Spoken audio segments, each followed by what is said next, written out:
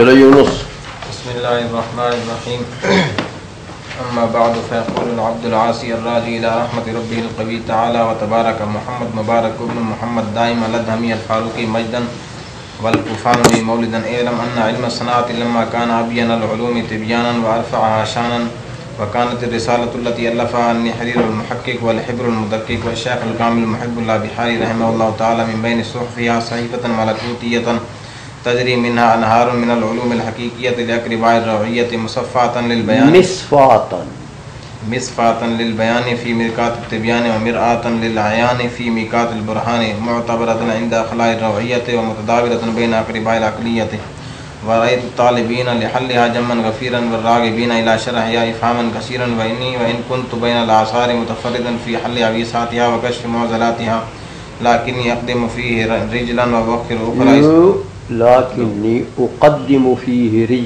وأؤخر أخرى لكني أقدم فيه رجلا وأؤخر أخرى استكثارا عن درك هذا الوتر وآخذا سبيل الحذر.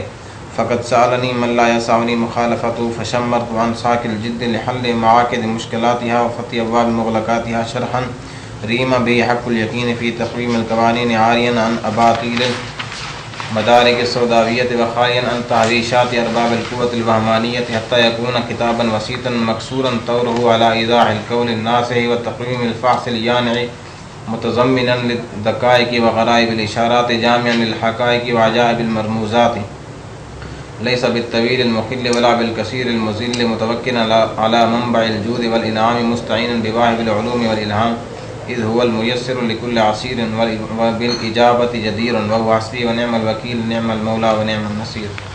عبارت کو آپ نے پہنچا دی ہے. خیر ہوئے.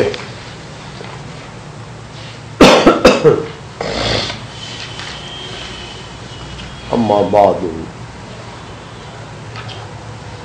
فیقول تو اما تو آ گیا تو فا اس کے جواب میں ٹھیک ہے.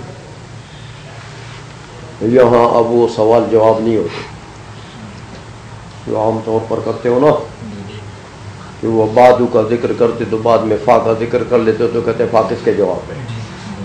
یہاں تو انہوں نے صراحتاً مسئلہ حل کر دیا.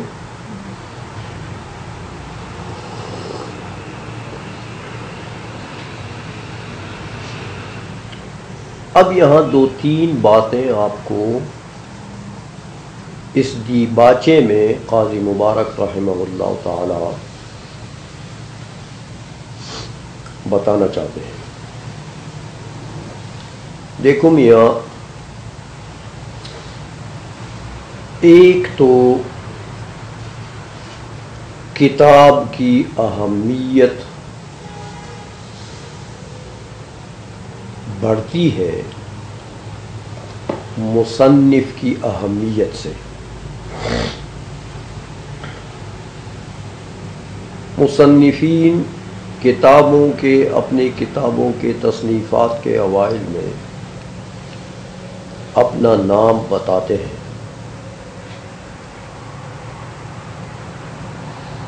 تو وہ اسی مقصد کے لیے تاکہ ہمارا نام سن کے تو لوگ ہماری کتاب کو اہمیت دیں اور اس سے فائدہ اٹھائیں. وہ اپنا نام جتلانا نہیں ہوتا، اپنی شہرت مقصود نہیں ہوتی ہے. آج کل ہم تو شہرت کے بھوکے ہو گئے نا. او یار ہمارا نام پیچھے لکھا اور دوسرے کا آگے لکھا. ہمیں آ گئی ہماری اب تو تصویروں کا دور آ گیا. ہماری تصویر نیچے لگا دی اور اس دوسرے کے اوپر لگا دی.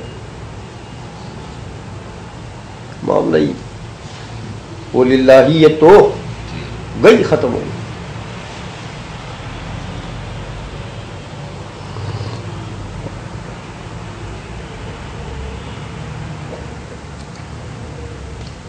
یہ علماء اولیاء تھے میاں. یہ لوگ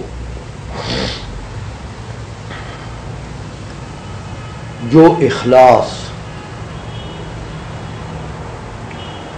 جو گمنامی یہ لوگ چاہتے تھے اور جو اخلاص ان لوگوں میں تھا عنقا بن گیا ہے. آج کے زمانے میں عنقا بن گیا. اس لیے دیکھو اپنا نام تو بتاتے ہیں فقط اسی فائدے کے لیے تاکہ ممکن ہے میرا نام کوئی سنے تو اس کتاب کی طرف توجہ دے کہ بڑے اہم آدمی کی کتاب ہے بھائی. تو اس کتاب سے فائدہ اٹھا لیں تو طلباء کا بھی فائدہ ہو جائے گا, میرے لیے صدقہ جاریہ بن جائے گا. ان دو مقاصد کے لیے کہ کتاب سے طلباء کو فائدہ ہو اور طلباء فائدہ اٹھائیں گے تو میرے لیے صدقہ بنے گا, میرے آخرت کے لیے ذخیرہ بنے گا. اس غرض سے اپنا نام بتاتے ہیں. اور نام بتانے کے انداز کو بھی دیکھو تو میاں آج کل تو ہمیں کوئی شیخ الاسلام نہ کہے تو ہم تو اس کے سر پھوڑنے کے تیار ہو جاتے ہیں.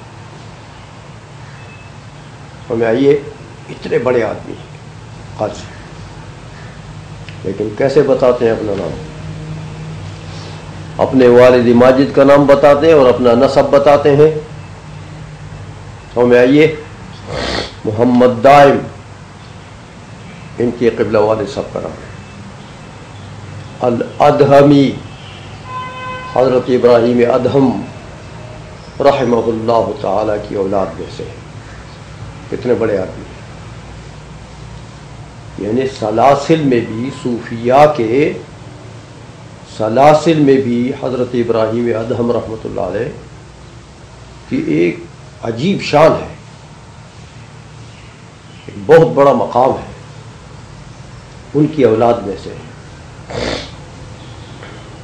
ہاں آج کل بھی وہ فقہا نے بھی لکھا ہے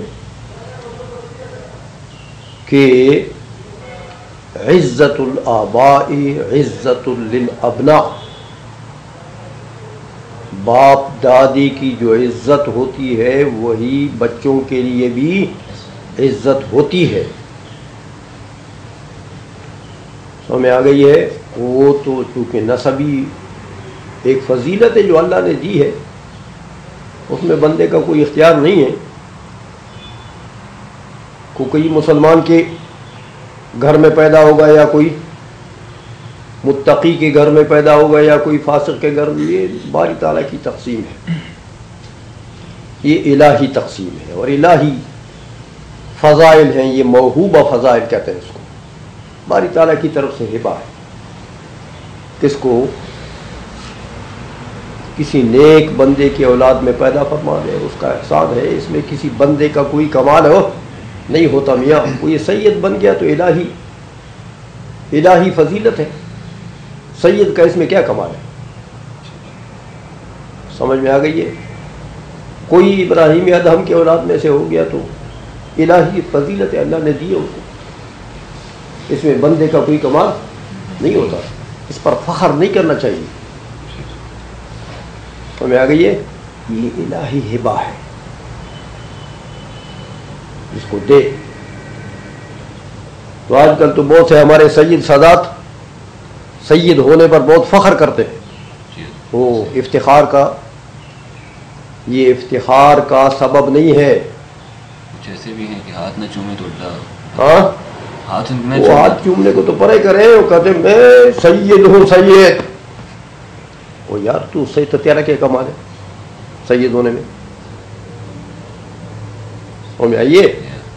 یہ الہی ہبہ ہے, اللہ کی طرف سے تقسیم ہے. اس میں بندے کا کوئی کمال نہیں ہے. ان کو انعامات موہوبیہ کہتے ہیں. ایسے حضور لیکن اکثر وہی ہیں جن کے قائد تھوڑے تفصیلیوں والے ہو گئے ہیں. وہ یار وہ تو اس میں ان کے کسب کو دخل ہے. نہیں, ان کا خیال ہوتا ہے کہ سید معصوم ہے سر, اس حوالے سے شاید تو سمجھتے ہیں یہ اور ضلالت ہے. یہ ان کا کسب ہے, اس پر مواخذہ ہوگا. سید ہونا کسی کا یہ کسی کا کسب نہیں ہے، جی یہ وہابی چیز ہے۔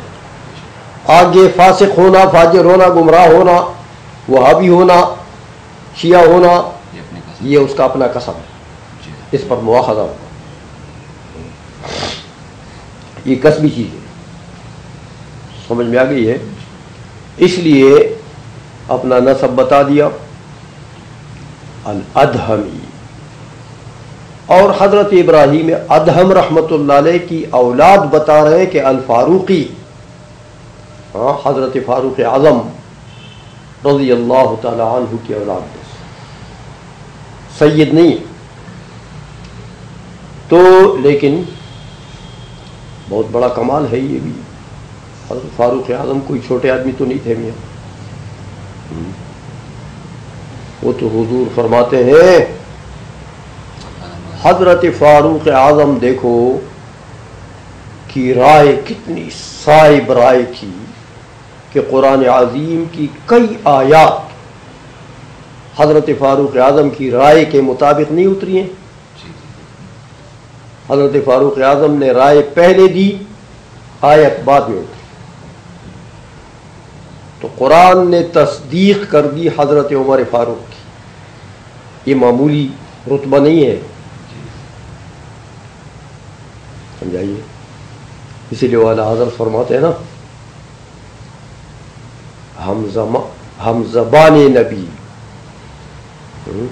بڑا عجیب شعر ہے، مجھے شعر یاد نہیں ہوتے، ترجمان نبی، ترجمان نبی، ہم زبان نبی، اور بھی اس کے اوپر ہے، حضرت عمر کی منقبت لکھی ہے حضرت نے، تو ترجمان نبی اور ہم زبان نبی، تو یہ بہت بڑا کمال ہے جو اللہ جل مجدہ نے حضرت عمر کو دیا تھا۔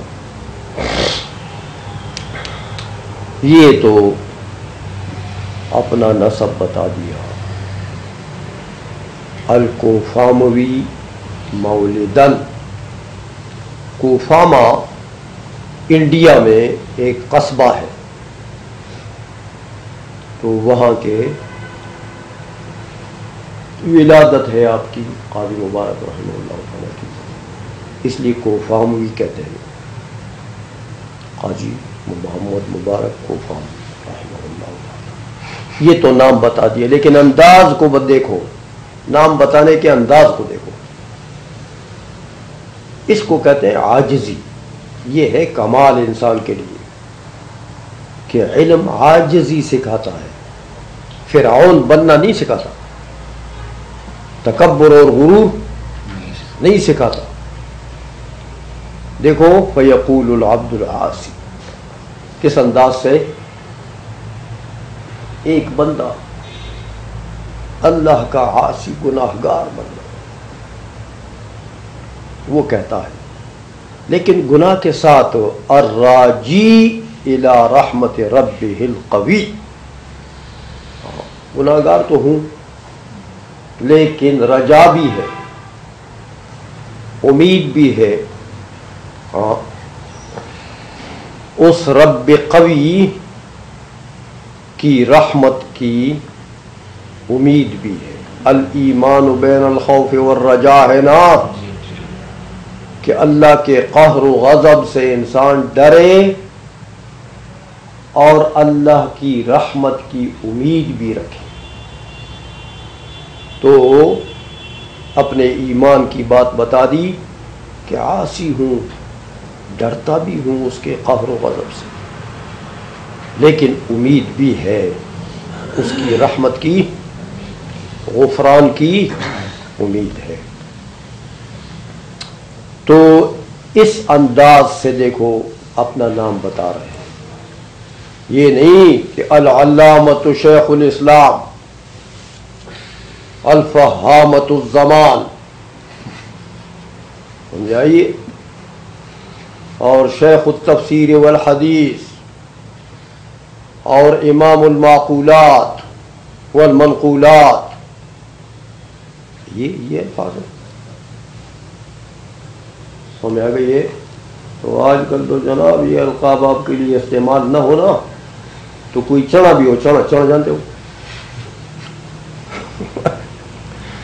یہ جو طالب علموں کے لیے روٹیاں مانگ مانگ کے لاتے ہیں نا چنے، اس کے لیے بھی آپ علامہ نہ کہیں تو آپ کی خیر نہیں ہے،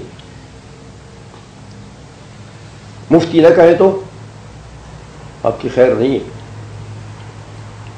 یہ حال بن گیا ہمارے مولویوں کا، خدا ان کو ہدایت کر۔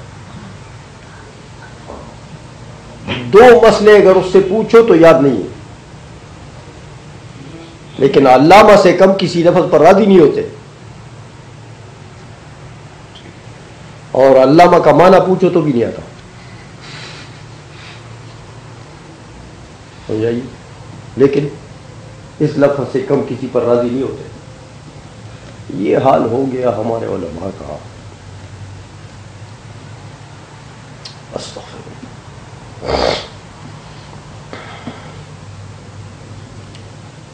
دیکھو نا، یہ اسلاف ہیں ہمارے اسلاف یہ ہے، سیکھنا ان لوگوں سے چاہیے۔ عاجزی ان کی ساری، جس کو بندگی کہتے ہیں، بندگی یہ ہے، یہ غرور اور تکبر، اپنے نام اور شہرت اور یہ بکواس ہے سارا، اس کی کیا حقیقت ہے؟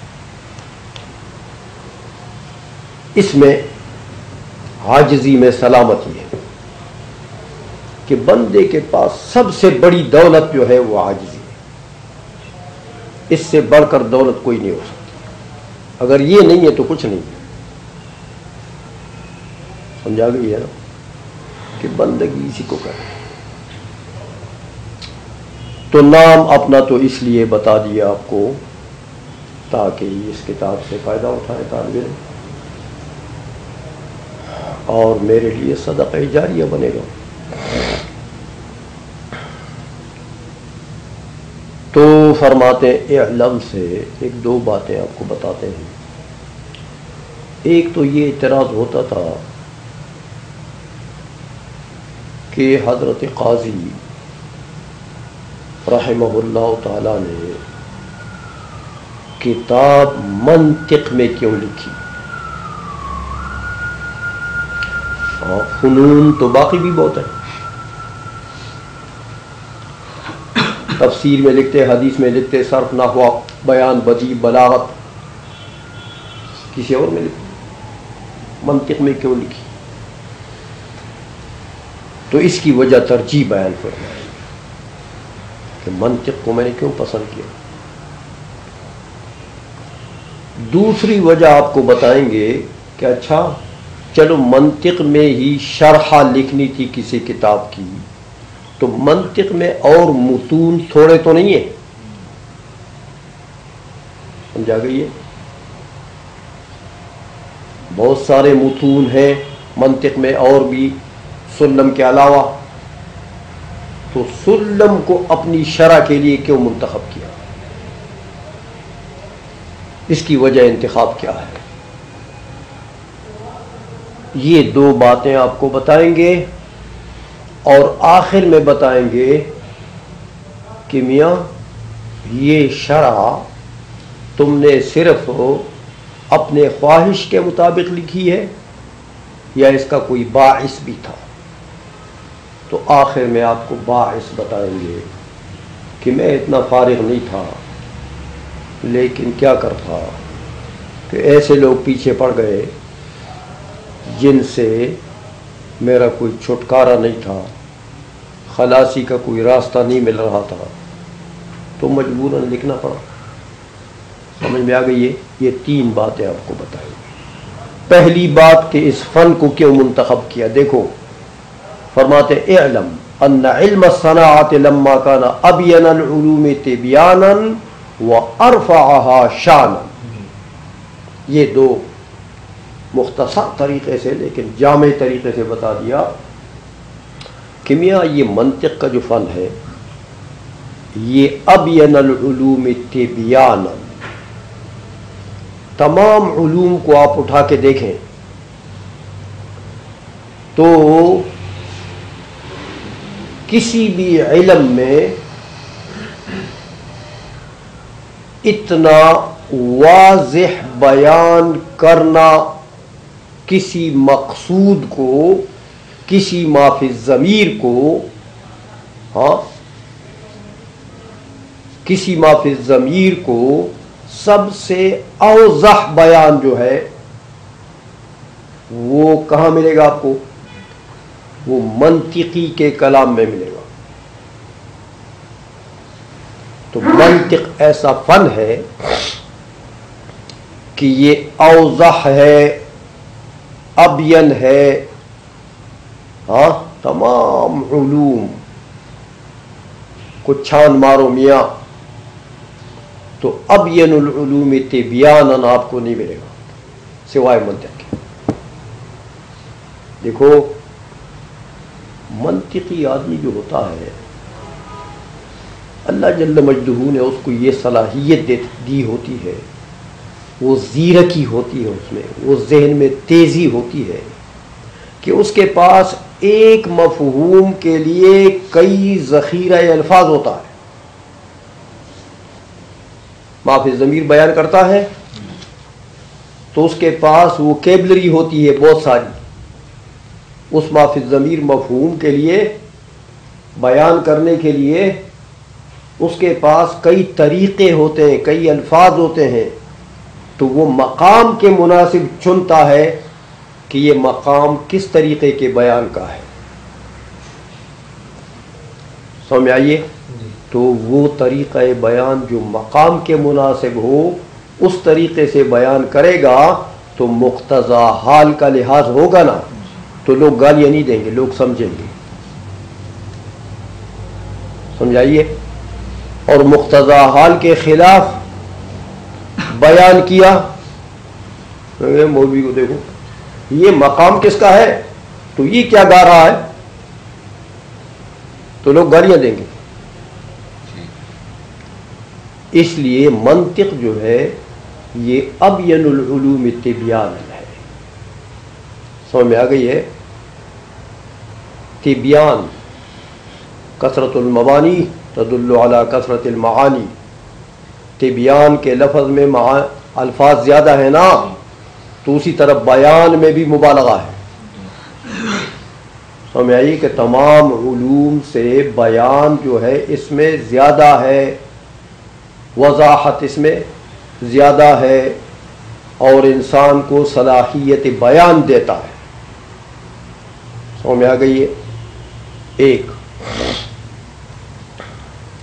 دوسرا وَأَرْفَعِهَا شَانًا، تمام علوم سے اس کی شان ارفع ہے. منطق کی شان بلند ہے. اب اعتراض ہوتا ہے کیا قرآن و حدیث سے بھی بلند ہے؟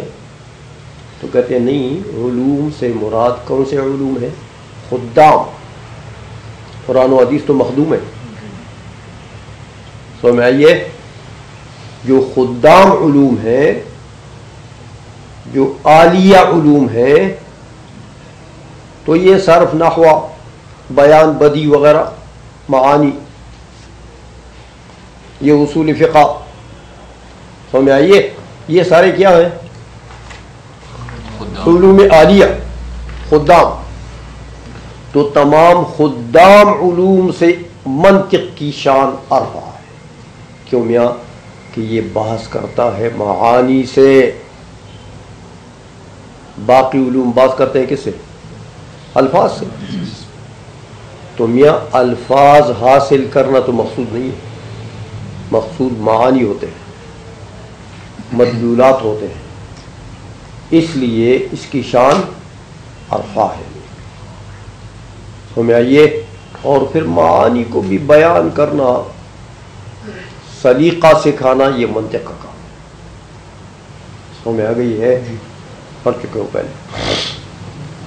یہ تو دو جملوں میں گویا کہ منطق کی وجہ ترجیح بیان کر دی ہے کہ میں نے منطق کو اس لیے پسند کیا. آگے وَكَانَتِ الرِّسَالَةُ سے وہ دوسرے سوال کا جواب دے رہے ہیں کہ میاں اگر شرح لکھنی تھی منطق میں ہی تو منطق میں بھی تو بہت سے متون ہیں، تو اس سلم کو کیوں منتخب کیا؟ تو یہاں سے وہ سوال کا جواب دیں گے.